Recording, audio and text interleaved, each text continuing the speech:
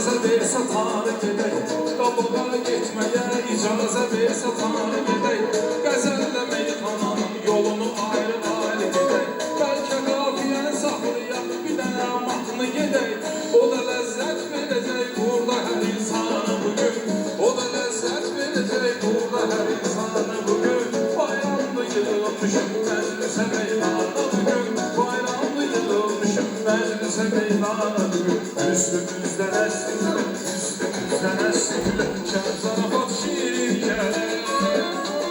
Biz mehriban ailəyik, çox mehriban ailəyik, gəlin dostlar deyək gülər.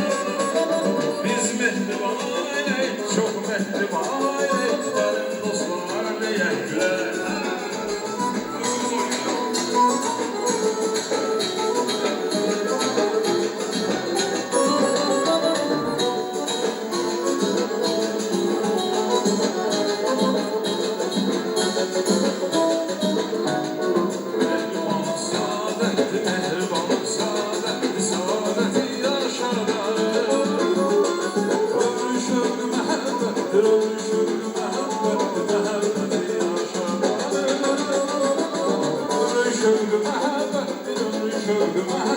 Məhəbbəti yaşadarım.